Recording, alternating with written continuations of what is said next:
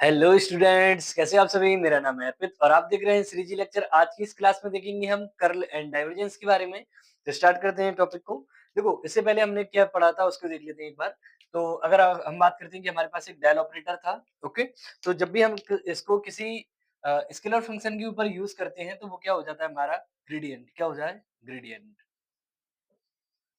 मतलब जब भी आपके पास एक स्केलर फंक्शन रहेगा, हाँ, स्केलर क्वांटिटी रहेगी, उसके ऊपर आप क्या करोगे, डेल ऑपरेटर का यूज करोगे।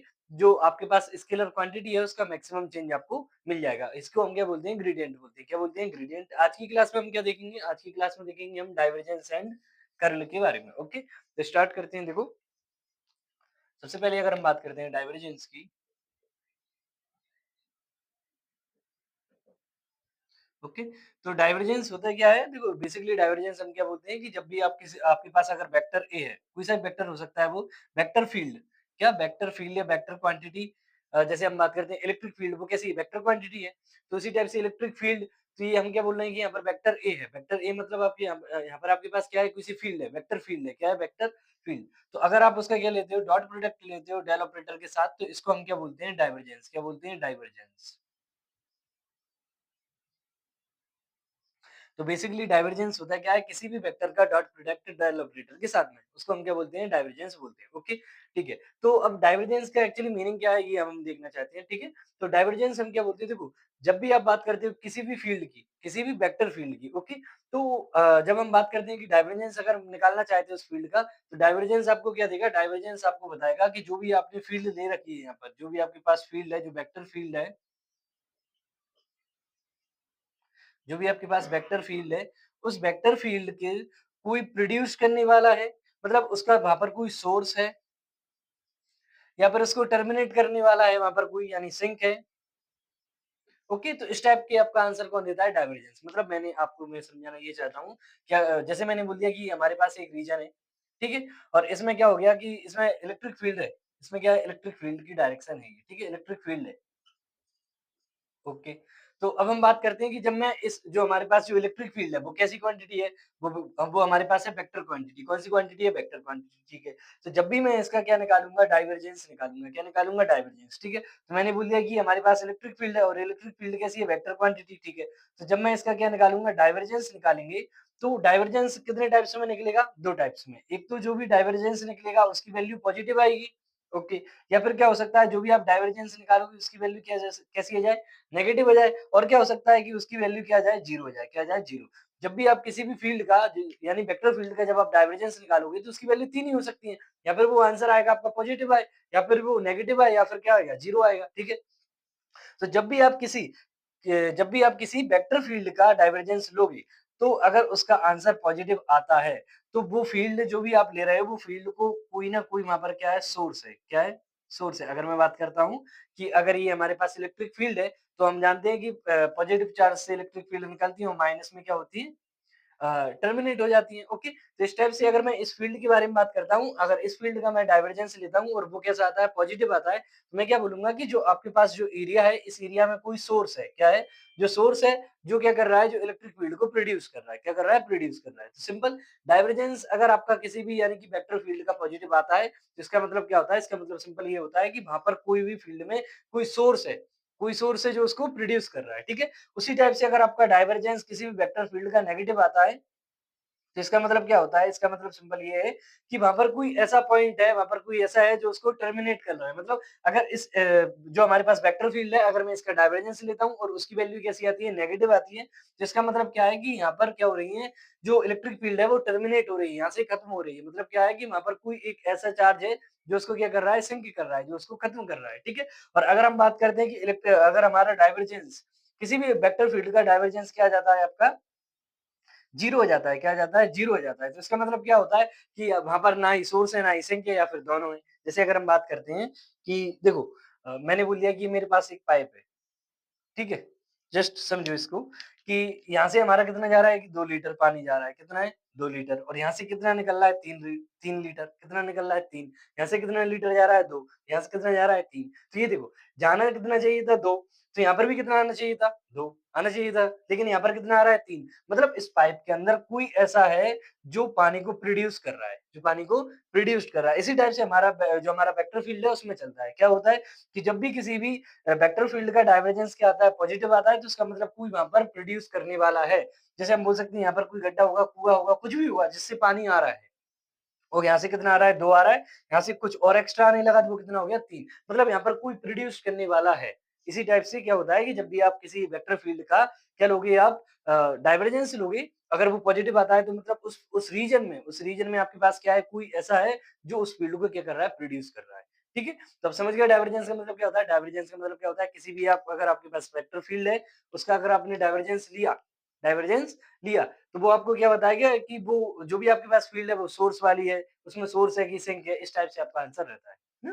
तो डाइवर्जेंस आपको क्या बताता है किसी भी अगर हम बात करते हैं किसी भी वेक्टर फील्ड का, तो वहाँ पर कोई प्रोड्यूस करने वाला है या फिर उस फील्ड को सिंक करने वाला है, टर्मिनेट करने वाला है कोई, ओके? तो जब भी आपको इस टाइप के क्वेश्चन का आंसर देना हो कि डाइवर्जेंस में कोई आपके पास वेक्टर फील्ड है, जैसे मैंने बोल दिया कि मैग्नेटिक फील्ड या फिर इलेक्ट्रिक फील्ड, ओके? तो अगर वो इलेक्ट्रिक फील्ड को अगर आपको ये देखना है कि वहाँ पर कोई उसको प्रोड्यूस करने वाला है या नहीं है या फिर वो टर्मिनेट करने वाला है या नहीं है, तो आप क्या करोगे जो भी आपके पास फील्ड है उसका क्या कर दोगे? डाइवर्जेंस निकालोगे। क्या निकालोगे? डाइवर्जेंस, ठीक है? तो ये तो हम समझ चुके हैं कि डाइवर्जेंस कितने टाइप में आएगा, आंसर आएगा प्लस, नेगेटिव या जीरो। प्लस आता है तो इसका मतलब क्या है कि जो भी आप यानी वेक्टर फील्ड ले रहे हो उसको कोई प्रोड्यूस करने वाला है, और अगर नेगेटिव आता है तो मतलब उसको टर्मिनेट करने वाला है, सिंक करने वाला है। सिंक मतलब जैसे हाथ धोते हैं तो वहां से पानी निकल जाता है पूरे, तो बिल्कुल सेम टू सेम सिंक है। सिंक मतलब वो रुकने नहीं देगा, खाली करेगा उसको, उस जगह को खाली करेगा, ओके?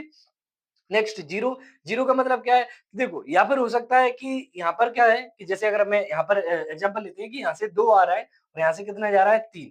कितना जा रहा है? 3। तो मैंने क्या बोल दिया कि यहाँ से 2 एंटर हो रहा है और 2 ही एग्जिट हो रहा है, ठीक है? तो इसका मतलब क्या है कि ये भी हो सकता है इसमें से कि कुछ पानी जा रहा हो, जो पाइप है आपके पास, उस पाइप में से कोई पानी जा रहा हो, लेकिन ऐसा भी हो सकता है कि उसमें कोई पानी आ रहा हो, तो जो आपका 2 लीटर है, वो 2 लीटर ही आपका निकल रहा है कि नहीं? या फिर ऐसा हो सकता है कि ना ही कुछ पानी इसमें आ रहा हो, ना ही पानी कहीं से जा रहा हो, तो यही है। तो मतलब जब भी आपका डाइवर्जेंस क्या आएगा? 0, जिसका मतलब क्या हो सकता है? वहाँ पर सोर्स भी हो सकता है, सोर्स के साथ क्या हो सकता है? सिंक भी हो सकता है, या फिर ये दोनों ही नहीं होंगे। तो जब डाइवर्जेंस के बारे में अगर 0 आंसर आ रहा है या 0 बता रहा है, तो आपका मतलब क्या है? वहाँ पर सोर्स भी है, सिंक भी है। अगर सोर्स और सिंक नहीं है, तो वहाँ पर कुछ भी नहीं है, ओके? ठीक है। तो अगर हम बात करते हैं कि अब डाइवर्जेंस निकालेंगे कैसे, तो उसके कुछ फ़ॉर्मूलाज़ रहेंगे, ओके? तो उन्हीं फ़ॉर्मूलाज़ को हम देखेंगे, ठीक है? तो आप इसका स्क्रीनशॉट ले सकते हैं।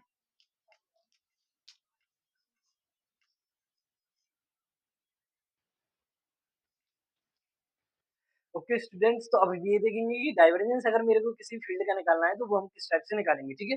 तो जो भी हमारे पास वेक्टर रहने वाला है, देखो क्या होता है कि जब भी आपके पास कोई डेल ऑपरेटर रहता है और उसका डॉट प्रोडक्ट लेते हो किसी वेक्टर के साथ, तो आप उसको क्या बोलते हैं? डाइवर्जेंस। क्या बोलते हैं हम? डाइवर्जेंस। ठीक है।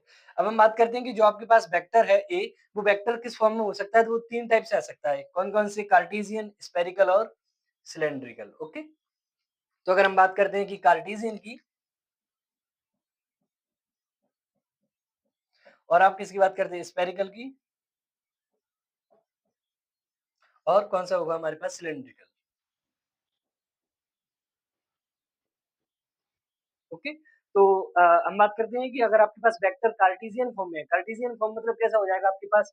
जैसे मैंने बोल दिया वेक्टर ए, तो ये वेक्टर आपका ए कैसे होगा? ए X I cap plus A Y J cap plus aged के कैप। इस टाइप में अगर आपको वेक्टर का फॉर्म दिखेगा, तो उसका अलग फॉर्मूला रहने वाला है, ठीक है? इसी टाइप से अगर आपके पास स्फेरिकल में कैसा हो जाएगा?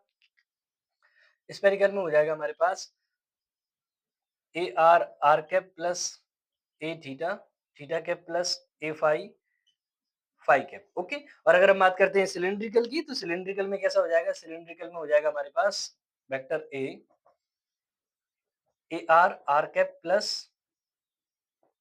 A phi cap plus A Z Z cap, okay? तो इस टाइप से आपका फॉर्म रहेगा। अगर A X I plus A Y J plus A Z के इस टाइप में आपको दिखता है, तो हम कार्टेशियन वाला फॉर्मूले का यूज करेंगे। अगर हमको A R R cap plus A theta theta cap plus A phi cap दिखता है, तो हम इसका स्फेरिकल वाले का फॉर्मूले का यूज करेंगे। इसी टाइप से हम सिलिंड्रिकल वाले का फॉर्मूले का यूज करेंगे, okay? Just 1 minute.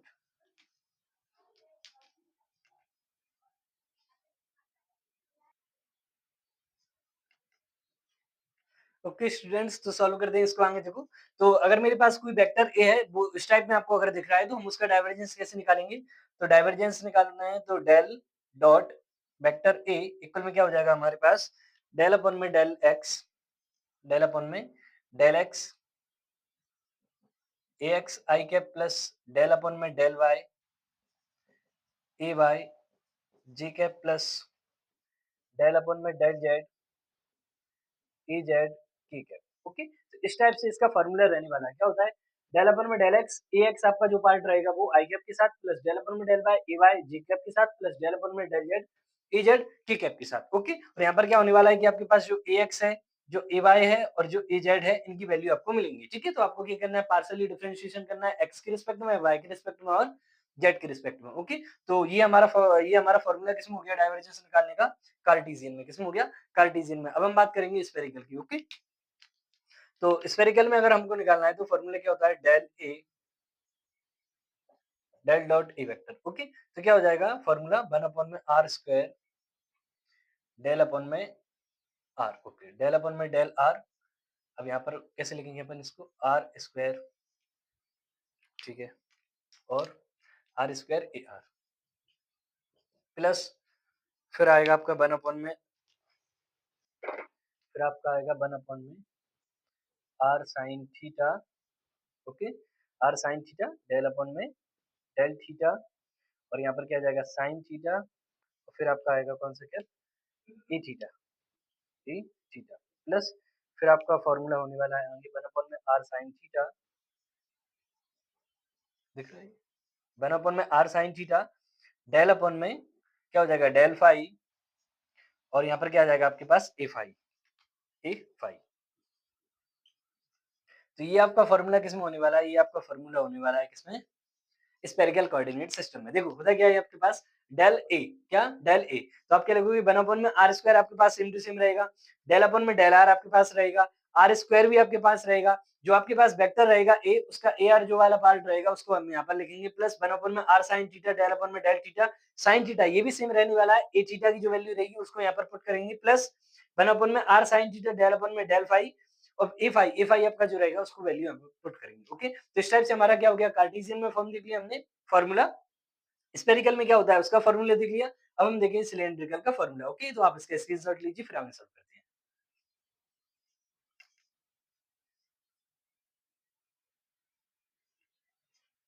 Okay students, तो इसको आगे सॉल्व करते हैं। देखो, तो हमको लिखना है कि सिलेंड्रिकल में क्या हो जाएगा हमारा डाइवर्जेंस, तो क्या हो जाएगा हमारे पास? Del dot A cap A vector equal क्या हो जाएगा हमारे पास? 1 अपॉन में आर डेल अपॉन में डेल आर,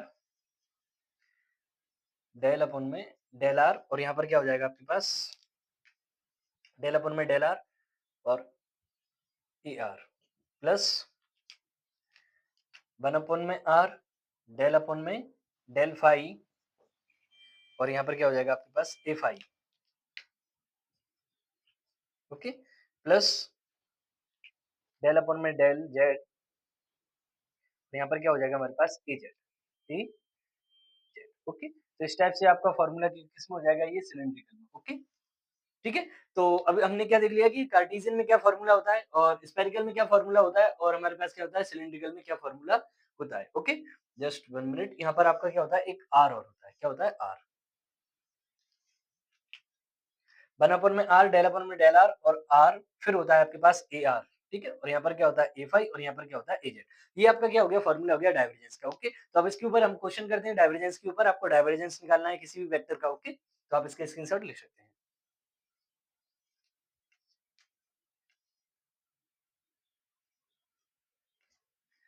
ओके स्टूडेंट्स, तो अब हम करते हैं डाइवर्जेंस के ऊपर एक क्वेश्चन। तो मैंने क्या बोल दिया कि आपके पास एक वेक्टर ए है। वेक्टर ए क्या लें हम?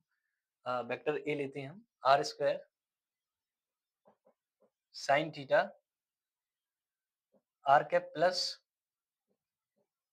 Cos phi theta cap. Okay, ये ले लेते हैं R square sine theta R cap plus cos phi sine theta. ठीक है, ओके, इसका आपको क्या निकालना है? फाइंड आउट, आपको क्या निकालना है? ग्रेडियंट, ग्रेडियंट बोला हूँ क्या? डाइवर्जेंस निकालना है इसका। Find out divergence, find out the divergence. Okay, इसका क्या निकालना है हमको? डाइवर्जेंस निकालना है। आपको ये वेक्टर दिया है R square sine theta R cap plus cos phi sine theta. Okay, आपको इसका क्या निकालना है? डाइवर्जेंस निकालना है। तो स्टार्ट करें। ठीक है, तो क्या होने वाला है हमारे पास? तो क्या लिखेंगे? सबसे पहले del dot A vector. Formula क्या होता है? सबसे पहले तो ये देखेंगे ये किसका फॉर्म है। ओके, तो हमारे पास क्या है? आर और क्या है? फाई। तो ये फॉर्म किसका होने वाला है? स्फेरिकल का। ओके, तो स्फेरिकल का है तो हम कैसे लिखेंगे फॉर्मूला? 1 अपॉन में आर स्क्वायर डेल अपॉन में del R R square A R plus 1 upon में R sine theta del upon में डेल थीटा साइन थीटा और हमारे पास क्या हो जाएगा? ए थीटा प्लस 1 अपॉन में क्या होगा यहाँ पर? साइन थीटा हो गया। यहाँ पर भी क्या हो जाएगा? 1 अपॉन में डेल अपॉन में डेल फाई और यहाँ पर क्या हो जाएगा? ए फाई और यहाँ पर क्या हो जाएगा? R sine theta. क्या होता है क्वेश्चन? 1 अपॉन में R sine theta del upon में डेल फाई और क्या हो जाएगा? A phi. 1 minute.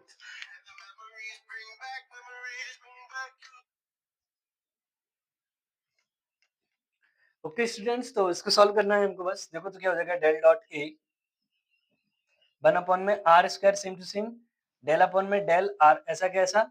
Are square भी आपके पास सेम टू सेम रहेगा। ओके, अब ए आर आपके पास है क्या? ए आर हमारे पास क्या है? ए आर हमारे पास होता है आर कैप वाला फॉर्म। तो ए आर हमारे पास क्या है? R square sine theta plus 1 upon में R sine theta del upon में डेल थीटा साइन थीटा। अब यहाँ पर ए थीटा हमारे पास क्या है? ए थीटा हमारे पास क्या है? जो थीटा कैप के साथ होता है, थीटा कैप के साथ क्या है? Cos phi. यहाँ पर हम क्या लिख देंगे? Cos phi. ठीक है, प्लस ये तो जीरो हो जाएगा, फाई कैप है ही नहीं हमारे पास। 1 अपॉन में R sine theta del upon में डेल फाई और ए फाई। अब यहाँ पर देखो ए फाई, फाई वाला कैप है क्या यहाँ पर? हमारे पास है ही नहीं, तो है नहीं मतलब क्या है? जीरो है। क्या है? जीरो है। यहाँ पर क्या लिख देंगे? जीरो। तो ये तो टोटल क्या हो जाएगा हमारा? जीरो। ठीक है, आगे सॉल्व कैसे हो जाएगा? ये देखो 1 अपन में आर स्क्वायर, ठीक है, डेल अपन में डेल आर डेल अपन में डेल आर आर स्क्वायर और आर स्क्वायर तो क्या हो जाएगा? आर की पावर 4 साइन थीटा। ठीक है, प्लस 1 अपन में R sine theta del upon में डेल थीटा साइन थीटा और कॉस थीटा, साइन थीटा और cos five. Okay, next plus ये टोटल आपका क्या हो जाएगा? जीरो, क्योंकि जीरो से मल्टीप्लाई हुआ तो वो टोटल जीरो होने वाला है। ठीक है, अब इसको सॉल्व करते हैं। तो 1 अपॉन में आर स्क्वायर, अब यहाँ पर आर के रिस्पेक्ट में करना है। ठीक है, तो आर के रिस्पेक्ट में क्या हो जाएगा? आर की पावर 4 का, तो आर की पावर 4 का क्या हो जाएगा? 4 और आर की पावर कितना हो जाएगा यहाँ पर? 3। ठीक है, और साइन थीटा आपके पास बचेगा। क्यों? क्योंकि ये मल्टीप्लाई में था वरना ये जीरो हो जाता। ठीक है, प्लस 1 अपॉन में आर साइन थीटा। अब थीटा के रिस्पेक्ट में करेंगे तो साइन थीटा का क्या हो जाएगा? कॉस थीटा और कॉस फाई आपका बचा रहेगा। ठीक है, ओके, और ये हमारे पास क्या हो जाएगा? प्लस में जीरो, प्लस में जीरो। ओके, तो आगे होने क्या वाला है? आर स्क्वायर से आर की पावर 3 कैंसिल आउट हो जाएगा। ठीक है, तो क्या बचा गया हमारे पास? 4 आर साइन थीटा प्लस ये साइन थीटा और कॉस थीटा नहीं होने वाला। ओके, तो क्या लिख सकते हैं इसको? Cos theta cos phi upon में आर साइन थीटा प्लस में जीरो। ओके, जस्ट 1 मिनट, ये दिख रहा है।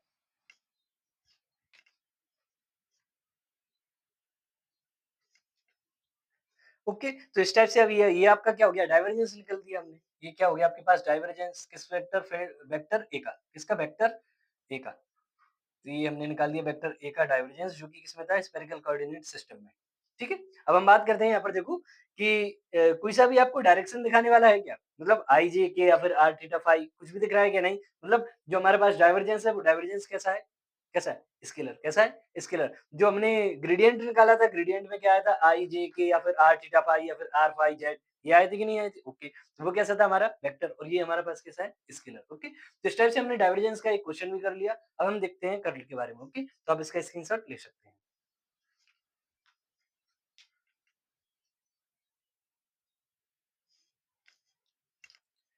ओके स्टूडेंट्स, तो अब हम बात करते हैं हम कर्ल के बारे में। ओके, तो कर्ल क्या होता है? देखो, तो हमने फर्स्ट क्लास में ही देखा था कर्ल क्या होता है जब भी आप किसी वेक्टर फील्ड का क्रॉस प्रोडक्ट कराते हो डेल ऑपरेटर के साथ तो वो आपका क्या हो जाता है? उसको हम बोलते हैं कर्ल। क्या बोलते हैं? कर्ल, ठीक है? तो इसके बारे में बात करते हैं कर्ल क्या है, ठीक है?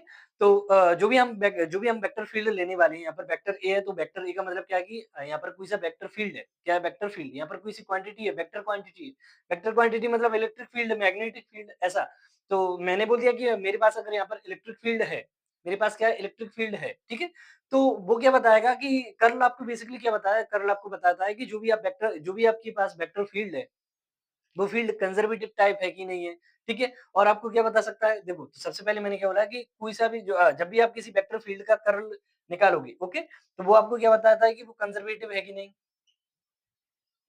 कंजर्वेटिव बताएगा। जो भी आप वेक्टर फील्ड ले रहे हो, वो वेक्टर फील्ड अगर कंजर्वेटिव है या नहीं, इसका चेक करना है तो आप क्या करोगे? कर्ल का यूज़। क्या करोगे? कर्ल का यूज़ मतलब क्रॉस प्रोडक्ट कराओगे डेल ऑपरेटर के साथ में, ठीक है? और क्या बताएगा आपको कर्ल? तो कर्ल आपको बताता है रोटेशनल को लेकर।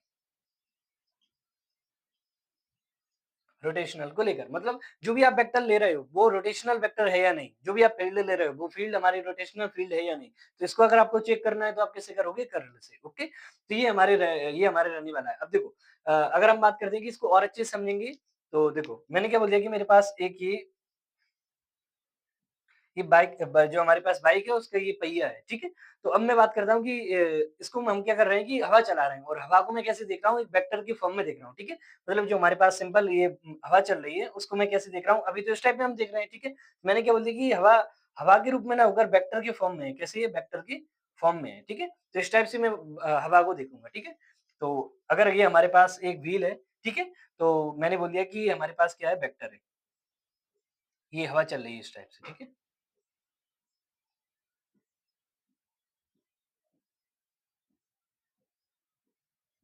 ठीक है? अब बात क्या है देखो यहाँ पर केस अपन देखते चलते हैं, ठीक है? ये हमने क्या बोल दिया केस नंबर फर्स्ट क्या बोल दिया केस नंबर फर्स्ट अब यहाँ पर होने क्या वाला है देखो कि मैंने क्या बोल दिया कि इतनी जो भी हमारा जो फर्स्ट वेक्टर है, इसकी जो लेंथ है वही लेंथ इसकी है, वही लेंथ इसकी है, वही लेंथ इसकी है, वही लेंथ इसकी है, ठीक है?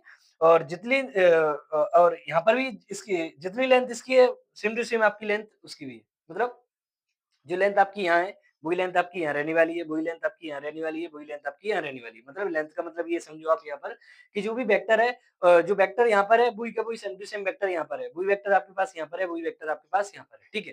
तो अब मैं बात करता हूँ कर्ल की और कर्ल से पहले अपन क्या देख लेते हैं डाइवर्जेंस। क्या देख लेते हैं? डाइवर्जेंस, ठीक है? तो डाइवर्जेंस हमको क्या बोलता है? डाइवर्जेंस हमको क्या बोलता है? डाइवर्जेंस हमको बोलता है कि आपका क्या होगा कि जितनी फील्ड आपके अंदर जा रही है, उतनी फील्ड बाहर जाएँगी तो उसका क्या आएगा डाइवर्जेंस 0 क्या आएगा डाइवर्जेंस 0 ठीक है? तो मैं बोल रहा हूँ कि हमारे पास वेक्टर ये था, इतनी लेंथ का, ठीक है? उतनी लेंथ का आपका वेक्टर यहाँ से बाहर निकला, ठीक है? तो इसका मतलब क्या है कि इसका मतलब ये है कि जो भी आपने वेक्टर आपने ले रखा है, ये वेक्टर ले रखा है, उसका डॉट प्रोडक्ट करोगे तो वो आपका क्या आने वाला है? 0 क्या आने वाला है? 0 क्यों? क्योंकि यहाँ पर जितना वेक्टर यहाँ से एंटर हुआ था, उतना ही एग्जिट हुआ है, ठीक है? तो इस टाइप में आपका क्या आने वाला है? डॉट प्रोडक्ट 0 ठीक है? अब हम बात करते हैं कर्ल की, किसकी? कर्ल की, ठीक है? तो देखो हमारे पास जितने लेंथ का ये, उतनी लेंथ का ये, उतनी लेंथ का ये, मतलब ये सभी के सभी वेक्टर कैसे एक लेंथ के हैं, ठीक है? अगर इसको मैं डायरेक्ट ऐसे पहिए पर लगाऊंगा, जैसे एक जैसी हवा को अगर अपन डालते हैं, ठीक है? तो उससे क्या ये पहिया घूमने लगेगा क्या? इस टाइप से घूमेगा क्या? या फिर इस टाइप से ये पहिया घूमेगा क्या? नहीं। क्यों? क्योंकि इस पर एक टाइप से लग रहा है, तो ये आगे चलना स्टार्ट कर सकता है, लेकिन घूमेगा नहीं, अपने एक्सिस पे घूमना स्टार्ट नहीं कर सकता ये। क्यों नहीं कर सकता? क्योंकि इस पर जो फोर्स लग रहा है एक टाइप में, वो कैसा लग रहा है? बिल्कुल सिंपल लग रहा है, सीधा। यहाँ जहाँ पर जितना पॉइंट है उतना यहाँ पर है, उतना यहाँ पर है, यहाँ पर है, मतलब सेम है।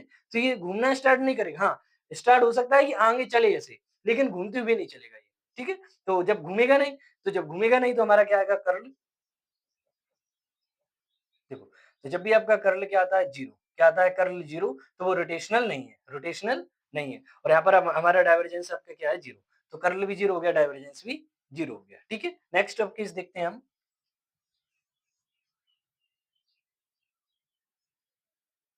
कि मैंने क्या बोल दिया कि यहाँ पर तो आपके वेक्टर बड़े-बड़े हैं ऊपर की साइड, फिर छोटे हैं और छोटे हो गए फिर वेक्टर नीचे की साइड और छोटे हो गए वेक्टर।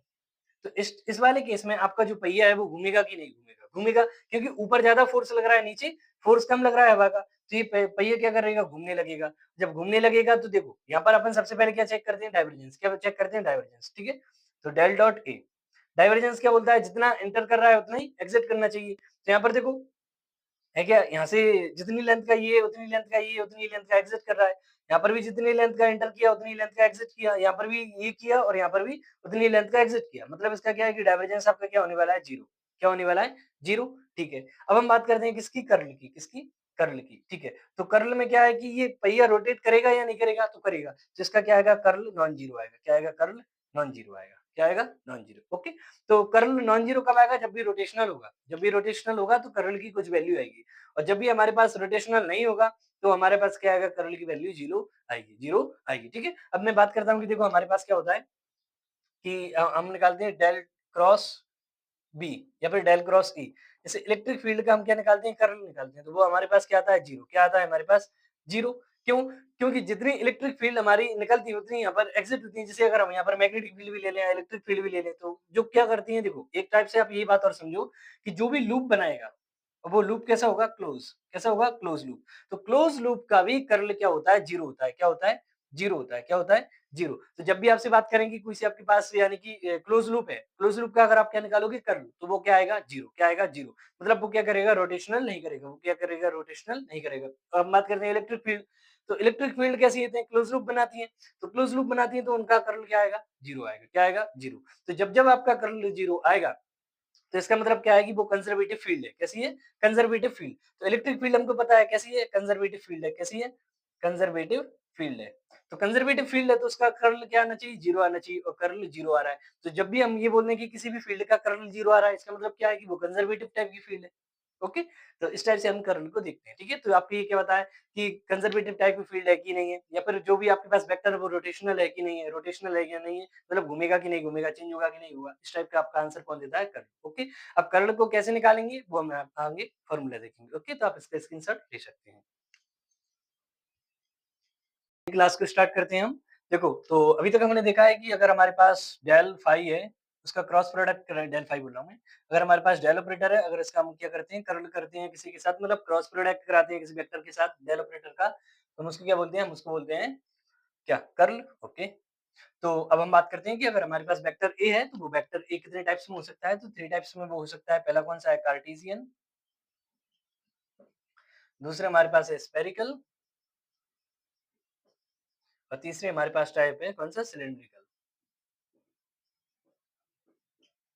ओके, नेक्स्ट अगर हम बात करते हैं कार्टेशियन की, तो कार्टेशियन में फॉर्म कैसे रहने वाला है? एक्स वाई जेड का, मतलब अगर मैं वेक्टर ए को लिखता हूँ, तो वेक्टर ए कैसे रहने वाला है? ए X I cap plus A Y J cap plus A Z के कैप। ओके, अगर हम बात करते हैं स्पेरिकल में किस टाइप से दिखेगा हमारा वेक्टर ए, तो वो दिखेगा डी आर कह रहा हूँ, A R R cap plus A theta theta cap plus A phi phi cap. Okay, और सिलिंड्रिकल में कैसे रहने वाला है? ए वेक्टर आपका पास रहने वाला है ए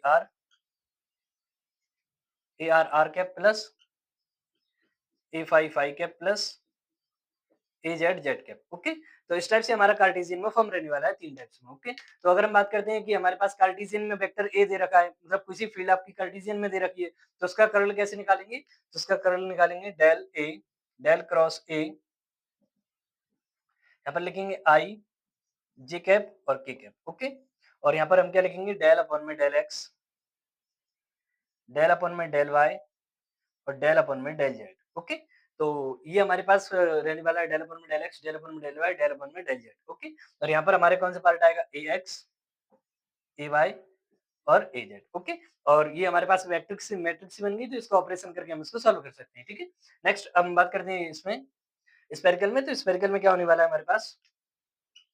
डेल क्रॉस ए का फॉर्मूला 1 अपॉन में आर स्क्वायर साइन थीटा, और यहाँ पर क्या हो जाएगा हमारे पास? R cap R theta cap R sine theta phi cap. Okay, next अब यहाँ पर क्या हो जाएगा हमारे पास? डेल अपॉन में डेल एक्स, डेल अपॉन में डेल आर, डेल अपॉन में डेल फाई, सॉरी थीटा, और डेल अपॉन में डेल फाई। ओके, अब यहाँ पर आपके पास क्या हो जाएगा? ए आर, यहाँ पर क्या हो जाएगा? आर ए थीटा, और यहाँ पर क्या हो जाएगा? आर साइन थीटा और ए फाई। ओके, तो ये आपका फ़ॉर्मूला किसमें होने वाला है, आपका ये फ़ॉर्मूला होने वाला है हमारा स्फेरिकल में, ठीक है? तो इनका इसी तरह जो हमारा ये वाला है ना, इसका भी ऐसे ही ऑपरेशन होगा आपका टोटल। पहले r को लेंगे, फिर ये रो और कॉलम को हटा देंगे, फिर इन दोनों का आपस में मल्टीप्लाई करेंगे, जिस टाइप से हमारा ऑपरेशन होता है, उस टाइप से इसका भी हो जाएगा। नेक्स्ट फिर हम सिलिंड्रिकल का देखेंगे, तो आप इसका स्क्रीनशॉट ले सकते हैं।